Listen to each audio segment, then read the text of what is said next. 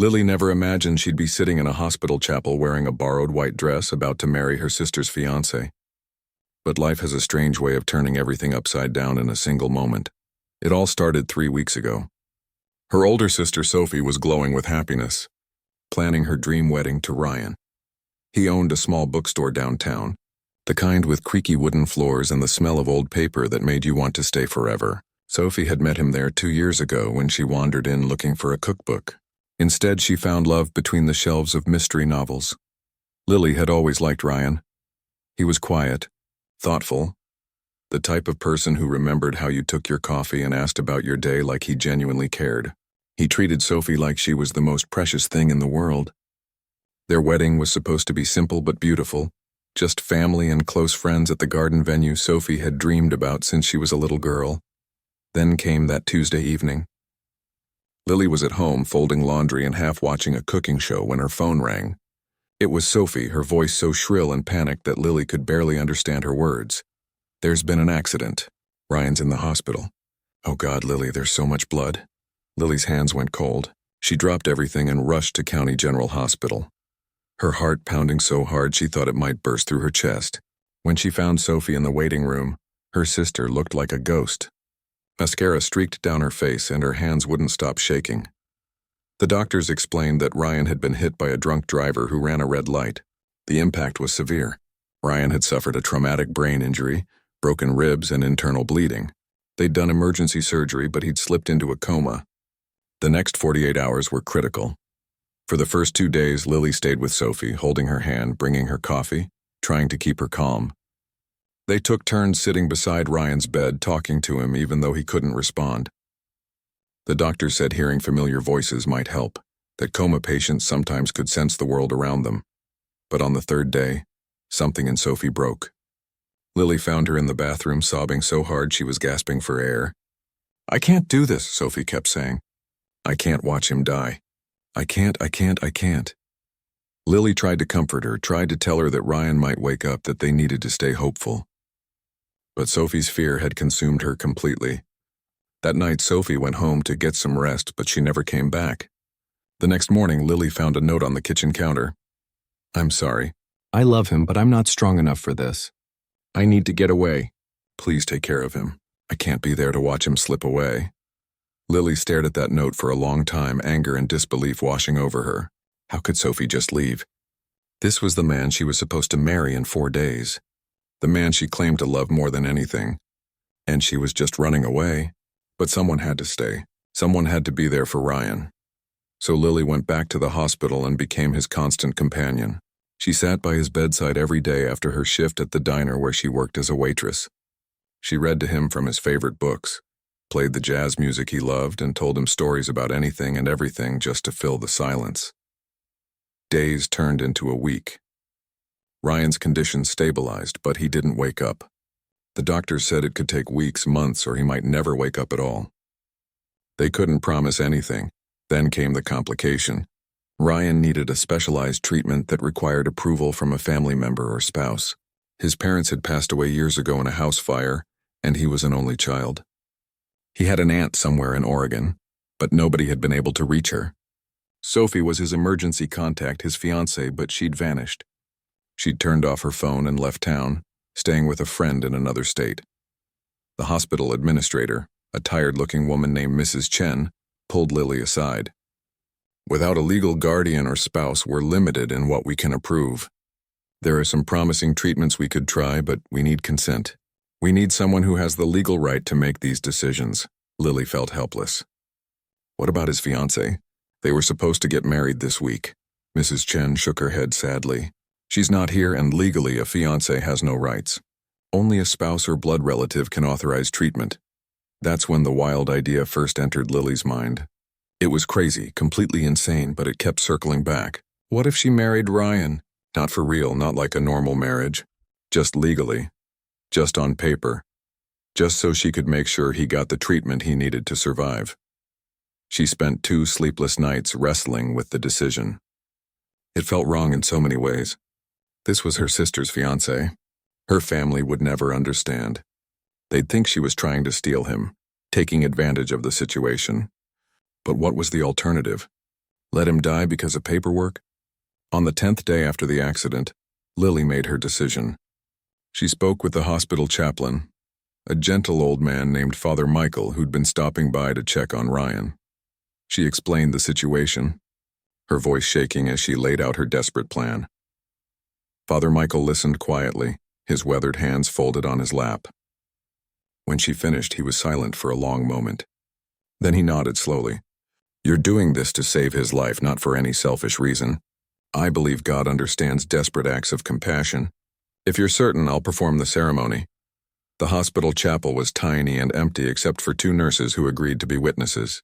Lily stood there in a simple white dress she'd borrowed from her roommate, holding a small bunch of daisies from the hospital gift shop.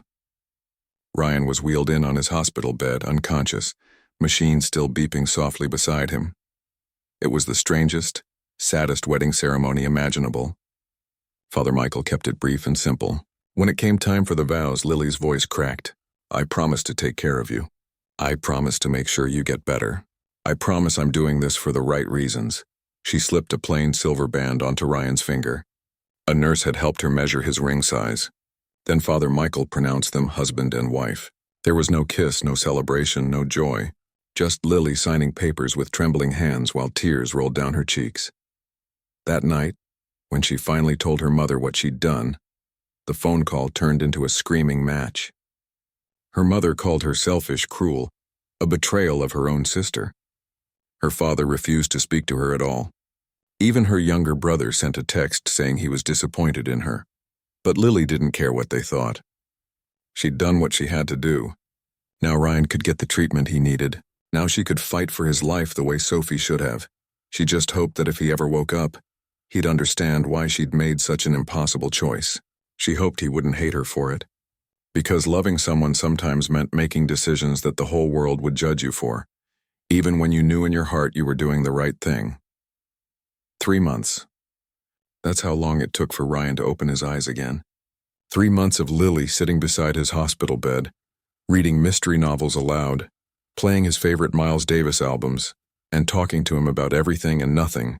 3 months of living in a strange limbo between hope and heartbreak. The day it happened, Lily was in the middle of reading a chapter from an old detective novel when she noticed his fingers twitch. At first she thought she'd imagined it, but then his eyelids fluttered, and suddenly those brown eyes she'd almost forgotten were staring up at the ceiling, confused and unfocused. Ryan? Her voice came out as barely a whisper. Ryan, can you hear me? His eyes moved slowly toward her voice. His lips parted, but no sound came out at first. Then, hoarse and weak, he managed one word. Water. Lily's hands shook so badly she almost dropped the cup as she helped him take small sips through a straw. Tears were streaming down her face, but she was laughing at the same time. He was awake. He was actually awake. The next few hours were a blur of doctors, tests, and examinations. Ryan was weak, disoriented, and his memory was foggy. The medical team explained that this was normal after such a long coma. Some memories might come back quickly, others slowly, and some might never return at all.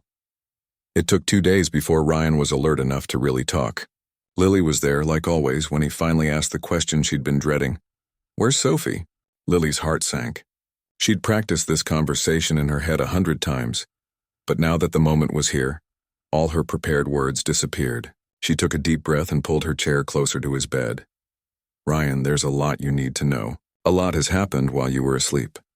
She told him everything. About the accident, about Sophie leaving, about the treatment he needed and how there was no one with legal authority to approve it. And finally, with her voice barely above a whisper, she told him about the wedding. Ryan stared at her for a long moment, his expression unreadable. We're married? You and me? Only on paper, Lily said quickly. I did it so you could get the treatment you needed. That's all. I can file for an annulment right away. I'll sign whatever papers you need.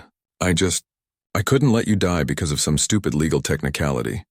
Ryan looked down at his hand at the simple silver band still on his finger. His voice was quiet when he spoke again. Sophie left? I'm sorry, Lily said, and she meant it, despite everything her sister had done. She knew this had to hurt.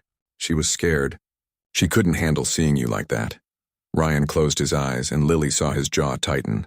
She couldn't tell if he was angry or just trying to process everything. After a long silence, he opened his eyes again and looked at her. "You stayed." It wasn't a question, just a simple statement. Lily nodded. "Every day," she said softly. "Someone had to." Something shifted in Ryan's expression then. Something she couldn't quite read. "Thank you," he said, "for everything. But you don't have to stay anymore. I'll sign whatever you need for the annulment. You've done more than enough." Lily should have felt relieved. This was what she'd expected, what she'd prepared for. But instead, she felt a strange ache in her chest. "Actually," she heard herself say, "the doctors think it would be better if you have someone around while you recover. Just for a little while. If you're okay with it, I could stay. Just until you're back on your feet." Ryan studied her face for a moment, then slowly nodded. "Okay, if you're sure." "I'm sure." The next few weeks fell into a new rhythm. Ryan was moved out of intensive care and started physical therapy. The coma had left his muscles weak, and he had to relearn basic things like walking and gripping objects. It was frustrating for him, Lily could tell. This man who used to stock heavy boxes of books all day now struggled to hold a fork properly, but he never complained. Not once. And Lily was there for every small victory. The first time he walked 10 steps without assistance. The first time he could button his own shirt. The first time he laughed at something silly she said. Money was tight, though. Hospital bills were piling up like snow in winter, each statement more terrifying than the last. Lily had picked up extra shifts at the diner, and she'd found a second job cleaning offices at night. She'd come home exhausted at 2 in the morning, grab a few hours of sleep, then head back to the hospital before her afternoon shift. Ryan started noticing. "You look tired," he said one afternoon as she sat beside his bed, trying not to yawn. "I'm fine," she lied. "Lily." His voice was gentle but firm. "When's the last time you had a full night's sleep?" She tried to brush it off, but he kept pressing until she finally admitted she was working 2 jobs. His face went pale. "The hospital bills," he said, not asking, just understanding. "You're paying my hospital bills. It's fine. I'm managing. It's not fine." Ryan looked genuinely distressed. "You can't work yourself to death for me. I'll figure something out. Maybe I can get a loan, or with what credit?" Lily interrupted. "You own a small bookstore, Ryan. The banks aren't exactly lining up to help. Just let me handle this for now. When you're better, when you can work again, we'll sort it all out." Ryan fell quiet, but Lily could see emotions flickering across his face. Gratitude, guilt, something else she couldn't quite name.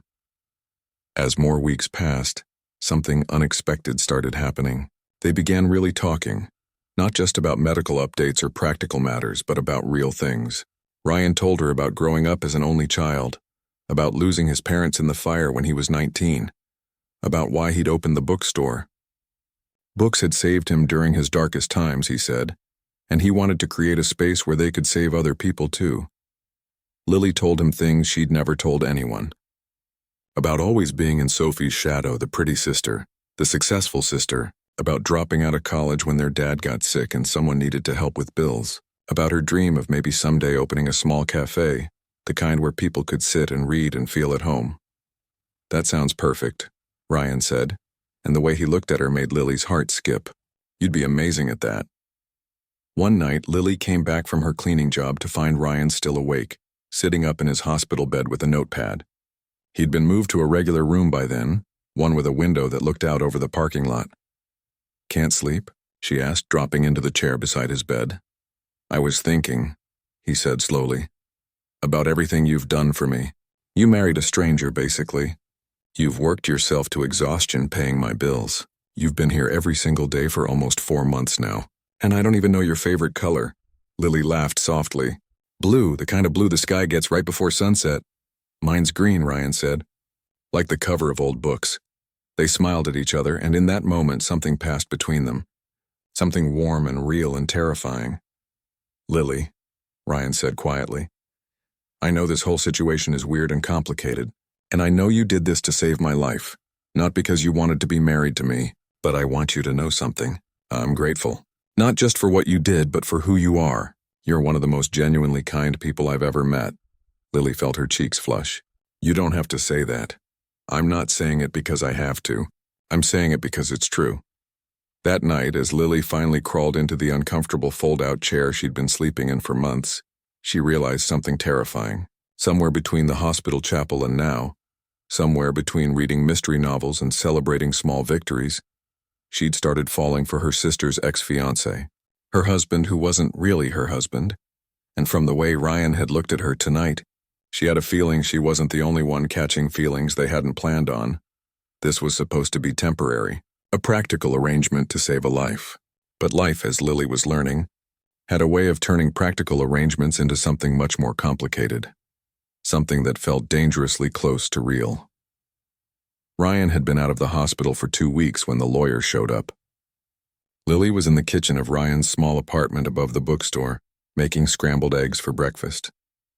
Ryan was on the couch, still moving carefully but getting stronger every day. The bookstore was still closed, but they'd been talking about reopening it soon. The knock on the door was formal, businesslike. 3 sharp raps that somehow sounded expensive. Lily opened the door to find a man in an impeccable gray suit holding a leather briefcase. He was probably in his 60s with silver hair and the kind of confident posture that came from years of handling important matters. "Good morning," he said with a polite smile. "I'm looking for Ryan Mitchell. My name is Thomas Whitmore. I'm an attorney representing the estate of Charles Montgomery." Lily felt her stomach drop for reasons she couldn't explain. Something about this felt significant. Come in. Ryan's just inside." Ryan looked up from the couch, confusion written all across his face. "Can I help you?" Mr. Whitmore set his briefcase down and pulled out a thick folder of documents. "Mr. Mitchell, I apologize for not reaching out sooner. We've been trying to locate you for several months. Your accident and subsequent hospitalization made you quite difficult to find." "I don't understand," Ryan said slowly. "Who's Charles Montgomery?" "Your grandfather." Mr. Whitmore said it simply, like it was common knowledge. The room went completely silent. Lily saw Ryan's face go pale. She moved to sit beside him on the couch, her hand instinctively finding his. "My grandfather died when I was 5, Ryan said quietly. "I barely remember him. He cut off my dad when he married my mom, said she wasn't good enough for the family name. They never spoke again." "That's correct," Mr. Whitmore confirmed, settling into a chair across from them. "Charles Montgomery was, by all accounts, a difficult man. He built a considerable fortune in commercial real estate and investments. When your father married your mother against his wishes, he disinherited him completely. However, before his death 3 years ago, he had a change of heart. Not about your father, but about you." Ryan just stared at him. Lily squeezed his hand, trying to offer silent support. Mr. Whitmore pulled out several documents. "Your grandfather left his entire estate to you, Mr. Mitchell, with one very specific condition. You had to be married before your 30th birthday. If you weren't, everything would go to various charities instead." Lily felt like the floor had just dropped out from under her. "Married?" she whispered. "Yes, your grandfather believed strongly in family despite his own failures in that department. He thought marriage would keep you grounded, give you stability." Mr. Whitmore looked at Ryan carefully. "Your 30th birthday was April 22nd, 4 months ago." "I was in a coma," Ryan said, his voice hollow. "Exactly.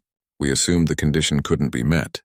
We were preparing to distribute the assets to the designated charities when we discovered something interesting."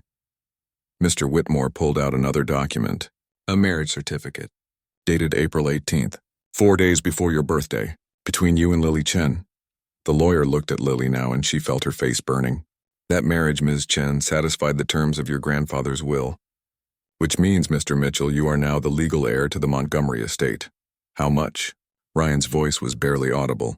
Mr. Whitmore didn't hesitate. "Approximately $53 million, plus several properties, including a estate in Connecticut and a penthouse in Manhattan. The full details are in these documents." The number hung in the air like something physical. $53 million. Lily couldn't even comprehend that amount of money. She looked at Ryan, who looked like he might pass out. "This can't be real," Ryan said. "I've been living in a 2-room apartment above a bookstore. I've been worrying about hospital bills and grocery money. And you're telling me I'm a millionaire?" "A multi-millionaire, yes." Mr. Whitmore's expression softened slightly. "I understand this is overwhelming. Your grandfather was a very private man. He kept his fortune quiet. And after disowning your father, your family never knew the extent of his wealth." Lily felt like she was in a dream, or maybe a nightmare. She stood up abruptly, her mind racing. "I need some air." "Lily, wait," Ryan started to get up, but she was already heading for the door. I just need a minute. I'm sorry. I'll be right back. She practically ran down the stairs and out onto the street, gulping in fresh air. Her hands were shaking. $53 million. Ryan was rich, actually rich, and she'd married him without knowing any of this. What would people think? What would her family think? They already believed she'd married Ryan to steal him from Sophie. Now there was money involved. Millions of dollars. No one would believe she hadn't known. No one would believe she'd done it just to save his life. She walked around the block 3 times before she could calm down enough to go back upstairs. When she opened the door, Mr. Whitmore was gone. Ryan was sitting on the couch surrounded by papers, looking completely lost. He left, Ryan said quietly. Said I should take some time to review everything. He'll be back tomorrow to discuss details. Lily closed the door and leaned against it. Ryan, I didn't know. I swear I didn't know about any of this. I married you because you needed treatment, that's all. I know. Ryan looked up at her and there was no suspicion in his eyes, just certainty. Lily, I know you didn't know. You've been working 2 jobs to pay my hospital bills. If you'd known about this money, you would have told me. You're not that kind of person. Lily felt tears starting to form. But no one else will believe that. They'll think I was after your money. Who cares what they think? Ryan stood up, moving toward her. I know the truth. You saved my life. You gave up everything to take care of me. The money doesn't change that. But it changes everything else, Lily said softly. You're rich now, Ryan, really rich. You can do anything you want. Go anywhere. You don't need me anymore. You can hire nurses, pay off the hospital bills easily. You can hire someone to help with the bookstore. You don't need— Stop! Ryan was standing right in front of her now. You think money is going to make me forget the last 4 months?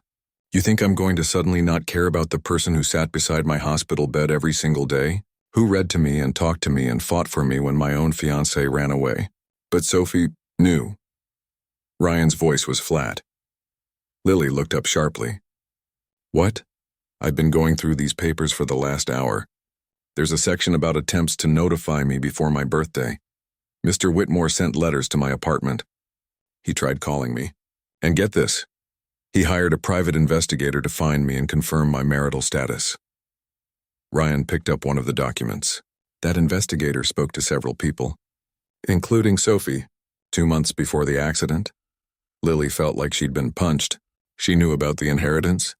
She knew I had to be married by 30. She knew there was money involved. The investigator didn't give her the exact amount, but he confirmed there was a substantial inheritance. Ryan's jaw was tight. She was going to marry me for this money, Lily. And when she thought I was going to die, when she thought the inheritance was lost, she ran. The betrayal hit Lily in waves. Her own sister? Sophie had known. She'd been planning to marry Ryan for his money. Money he didn't even know he had.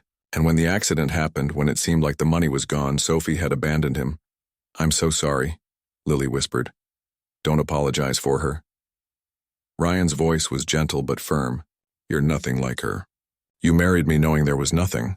You worked yourself to exhaustion for me. You're the one who actually cared. They stood there for a long moment, the enormity of everything washing over them. So what happens now? Lily finally asked. Ryan looked down at the papers scattered across his coffee table, then back at her. Mr. Whitmore explained something else. The will required me to be married by 30. It didn't say anything about staying married. If we get an annulment now, I keep the inheritance. You fulfilled the condition, so the money is mine regardless. Lily nodded slowly. So I can sign the annulment papers. You get your inheritance, pay off your bills, live your life? You could, Ryan agreed. Or what? Ryan took a deep breath. Or we could wait. Take some time. Figure out what this really is between us without the pressure of hospitals and bills and emergencies. No rushing into anything. Just see where it goes. Lily's heart was pounding. You want to stay married? Even though you don't have to? I want to get to know my wife, Ryan said with a small smile. The woman who saved my life. If that's okay with you. Lily looked at this man who'd been through so much, who'd just discovered he was rich but didn't seem to care about the money half as much as he cared about her, and she realized that somewhere along the way this had become real. Okay, she said softly. Let's see where it goes. News spread fast in a small town. Too fast. Within a week of Mr. Whitmore's visit, Everyone seemed to know that Ryan Mitchell, the quiet bookstore owner, had inherited a fortune. Lily could feel the stares when she walked down the street. She heard the whispers at the diner where she still worked, even though Ryan had offered to pay off all the bills. Did you hear? She married him while he was in a coma and now he's rich. What a coincidence, right? Poor guy didn't even know what he was signing up for. I always thought she seemed too sweet. You know what they say about still waters? Lily tried to ignore it, but each comment felt like a small cut. Ryan noticed. He started coming to pick her up from work, holding her hand as they walked past the gossips, making it clear he was choosing to be with her. Let them talk, he'd say. We know the truth. But the whispers were nothing compared to what came next. It was a Tuesday afternoon. Lily was reorganizing the bookstore shelves while Ryan worked on the accounts in the back office. They'd reopened the store last week and customers were slowly returning. The bell above the door chimed and Lily called out without looking up. Welcome. Let me know if you need help finding anything. Hello, Lily. That voice made Lily's blood run cold. She turned slowly to see Sophie standing in the doorway. Her sister looked different. Her hair was cut shorter, highlighted blonde. She wore an expensive-looking dress and heels that Lily knew cost more than a month's rent, but it was her eyes that struck Lily most. They were hard, calculating. Nothing like the sister she'd grown up with. Sophie. Lily's voice came out flat. What are you doing here? I came to see my fiancé. Sophie walked further into the store like she owned the place. Where is he? Your fiancé? Lily felt anger rising in her chest. You mean the man you abandoned in the hospital? The man you left to die alone? Sophie's expression didn't change. I was traumatized, Lily. I needed time to process. But I'm better now and I'm ready to be there for Ryan. 4 months too late. Is that him? Sophie was already moving toward the back office. Ryan, honey, it's me! Ryan emerged from the office, and the moment he saw Sophie, his whole body went rigid. Lily moved to stand beside him, a silent show of support. Sophie. Ryan's voice was ice cold. You need to leave. Ryan, please, just hear me out. Sophie's voice took on a pleading tone that Lily recognized. It was the voice she used when she wanted something. I know I made a mistake leaving. I was scared and overwhelmed. But I never stopped loving you. We were supposed to get married, remember? We had plans, Ryan emphasized. Past tense, you left. You didn't just leave me, Sophie. You disappeared. No calls, no texts, nothing. I was dealing with trauma. Sophie's voice rose. And while I was trying to heal, my own sister swooped in and stole you from me. She manipulated the situation. Married you while you couldn't even consent. That's not legal, Ryan. That marriage isn't valid. Lily felt like she'd been slapped. I saved his life. You stole my fiancé, Sophie shot back. And conveniently ended up married to a multimillionaire. Funny how that worked out for you. I didn't know about the money. Lily's voice cracked. I worked 2 jobs for 4 months to pay his hospital bills. I sat beside his bed every single day. Where were you, Sophie? Where were you when he needed someone? I needed time. No. Ryan's voice cut through like a knife. You knew about the inheritance. Sophie's face went pale for just a second before she recovered. I don't know what you're talking about. The private investigator. Mr. Whitmore hired someone to verify my marital status before my 30th birthday. That investigator spoke to you 2 months before the accident. Ryan pulled out a document from his pocket. He'd been carrying it around since they found out. You knew I had to be married by 30. You knew there was money involved. That's ridiculous. It's right here in black and white. You were contacted on February 15th. The investigator confirmed it. You told him you and I were engaged and planning to marry in April. Ryan's voice was shaking now with anger or hurt. Lily couldn't tell. You were going to marry me for money I didn't even know I had. Sophie's mask was starting to crack. So what if I knew? We loved each other, Ryan. The money was just a bonus. If you loved me, you wouldn't have left me to die alone. Ryan's words were quiet but devastating. I thought you were going to die. I couldn't watch that. Sophie's composure finally broke, and when you didn't have the marriage certificate by your birthday, I thought the money was gone anyway. What was the point of staying? The silence that followed was deafening. Even Sophie seemed to realize what she'd just admitted. Get out. Ryan's voice was deadly calm. Ryan, wait, I didn't mean...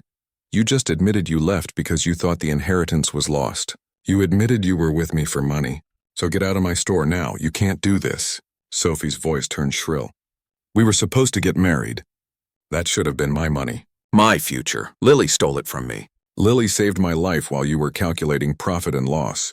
Ryan was shouting now, something Lily had never heard him do. She gave up everything for someone she barely knew. She didn't ask for anything in return. She's more decent in her little finger than you are in your entire body. I'll sue. Sophie's face was red now, ugly with anger. I'll take you both to court. I'll tell everyone how she manipulated you, how she took advantage of the situation. I'll ruin you both. Try it. Ryan stepped forward. Go ahead and sue. Tell everyone how you abandoned your fiancé in a coma because you thought the money was gone. Tell them how you knew about the inheritance and were marrying me for it. See how that plays out for you. Sophie looked between them and Lily saw something like desperation in her sister's eyes. Mom and Dad will be on my side. The whole family will. Then I guess the family doesn't know you as well as they think they do. Lily found her voice, surprised by how steady it sounded. You're my sister, Sophie. I loved you. I looked up to you my whole life. But right now I don't even recognize you. This isn't over, Sophie hissed. That money should be mine.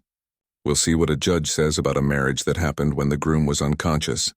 She stormed out, slamming the door so hard the bell fell off its hook and clattered to the floor. Lily and Ryan stood in the sudden silence, both shaking. Then Ryan turned to her and she saw tears in his eyes. I'm so sorry, he said. I brought this into your life. I ruined your relationship with your sister. You didn't ruin anything. Lily reached for his hand. She did this to herself. And honestly, I think she's been like this for a while. I just didn't want to see it. Ryan pulled her into a hug and Lily felt him trembling. What if she actually sues? What if she tries to invalidate our marriage? Then we'll deal with it, Lily said into his shoulder. Together. But even as she said it, fear was creeping in. Sophie was serious about this. She'd hire lawyers, probably expensive ones. She'd drag them through court, through the mud, make their lives miserable until she got what she wanted. That night, Lily's phone rang. It was her mother. How could you? Her mother's voice was sharp with disappointment. Your sister is heartbroken. She told us everything. You married her fiancé behind her back and now you're keeping her from him and from money that should have been hers. Mom, that's not what happened. Sophie said you manipulated the situation, that you took advantage of Ryan when he was vulnerable. I didn't want to believe it, but the evidence is right there. You married him, Lily. You married your sister's fiancé. To save his life. Sophie needed you to be her sister. Instead, you betrayed her for money. The call ended with a click and Lily found herself staring at her phone, tears streaming down her face. Her family believed Sophie. Of course they did. Sophie was the golden child, the one who could do no wrong, and Lily was just the younger sister who'd always been in her shadow. Ryan found her crying in the bookstore's back room, surrounded by old novels and the smell of paper. She turned my family against me, Lily whispered. They all believe her. Ryan sat beside her and took her hand. Then they don't deserve you either. It should have felt like them against the world. In a way it did. But as Lily sat there with Ryan in the quiet bookstore, she couldn't help wondering if love was enough when the whole world was betting against you. Sophie wasn't going to give up. The battle for the inheritance, for the truth, for their marriage, it was only just beginning. The lawsuit papers arrived 3 weeks later.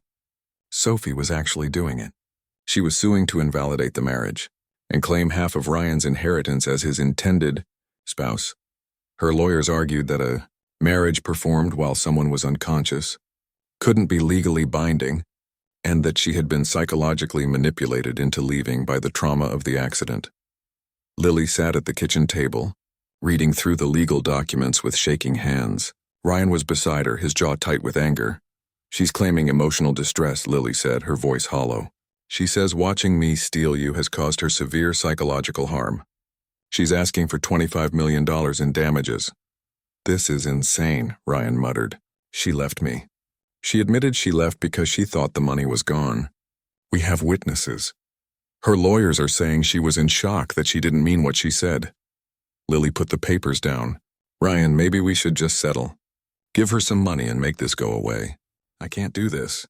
My family already hates me. Going to court will just make everything worse. No. Ryan's voice was firm. He took both of her hands in his. We're not giving her anything. She doesn't deserve it, and more importantly, if we settle, everyone will think we did something wrong, that you did something wrong.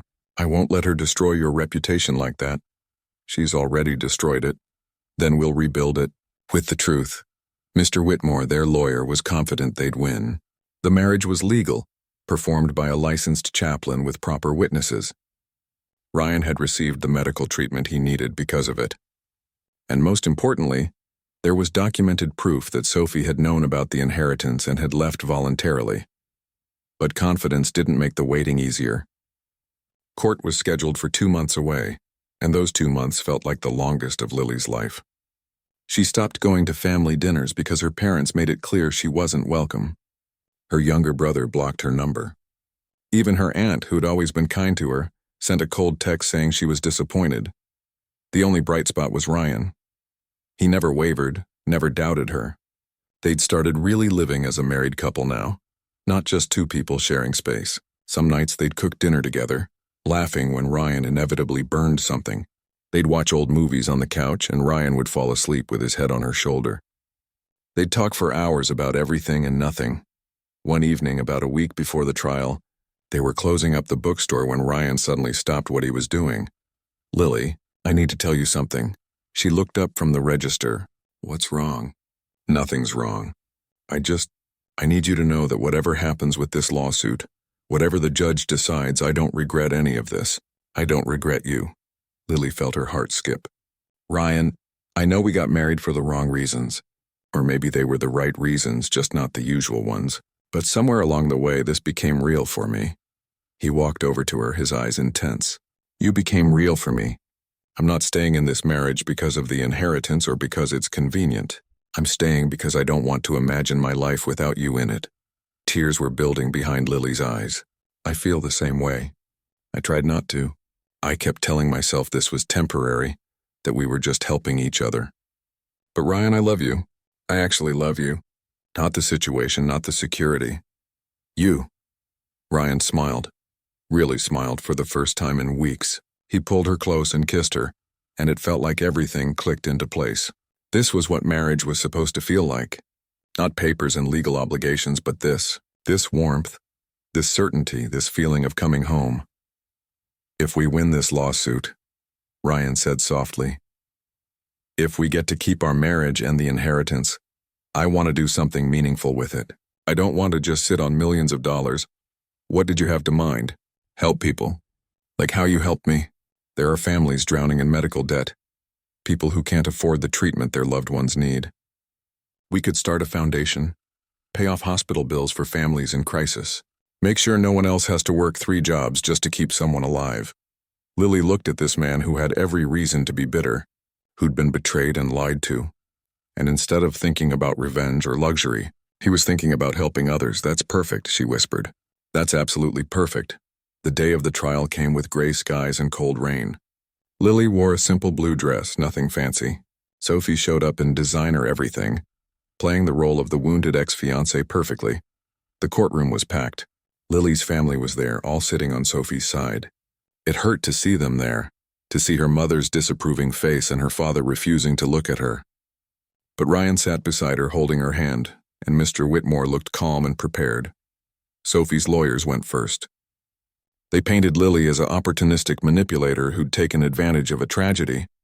They showed photos of Sophie and Ryan together, smiling and happy. They played up Sophie's trauma, her emotional breakdown after the accident. Then it was Mr. Whitmore's turn. He presented the timeline. The investigator's report showing Sophie had been contacted about the inheritance 2 months before the accident. Phone records showing she'd turned off her phone and left town the day after the accident.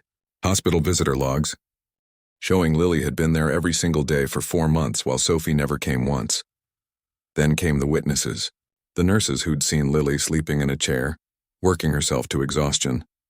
Father Michael, the chaplain, testifying about the marriage ceremony and Lily's tears as she explained she was only doing it to save Ryan's life.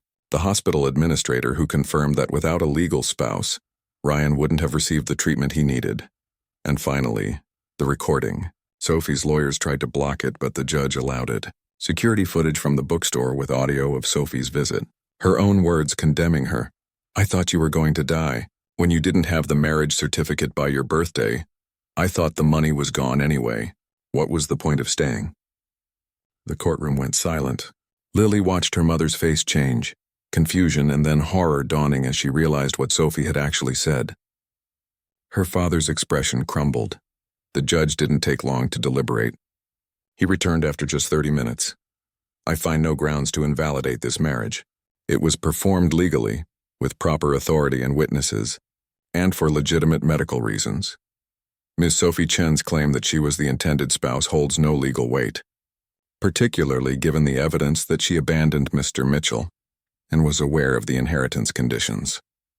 Furthermore, her own recorded statements contradict her claims of psychological manipulation. Case dismissed. Sophie's face went red, then white. Her lawyers tried to argue, but the judge was done. It was over. Outside the courthouse, Lily's mother approached them hesitantly. "Lily, sweetheart, I'm so sorry. We didn't know.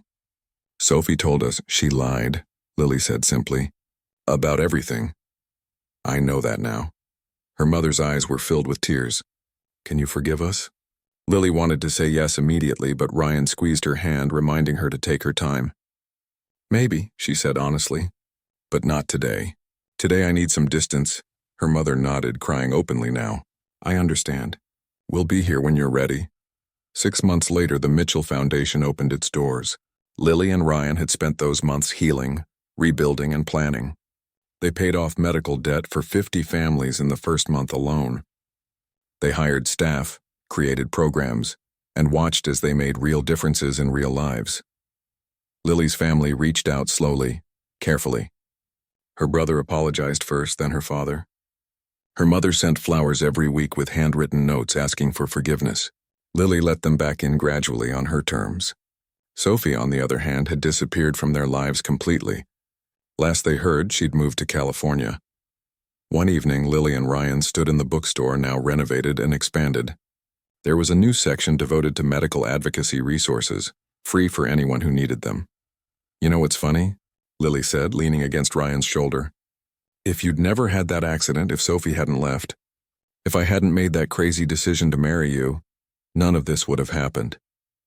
"Guess some wrong turns lead to the right places," Ryan said, kissing the top of her head. "Best wrong turn I ever made."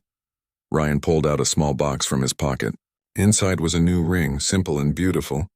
"I know we're already married, but I never properly proposed. So Lily Chen Mitchell, will you marry me?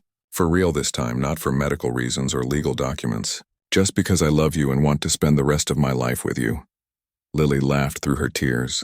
"We're already married, you know." "I know. But I want to do it right. I want to choose you the way you chose me." "Then yes. 1,000 times yes." They renewed their vows in the same hospital chapel where they'd first married, but this time it was different. This time Ryan was awake, healthy, and looking at her like she was his whole world. This time there was joy instead of desperation.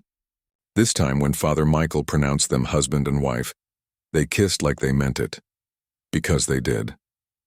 They meant every word, every promise, every moment. Sometimes the most unexpected love stories turn out to be the most real, and sometimes saving someone else's life ends up saving your own.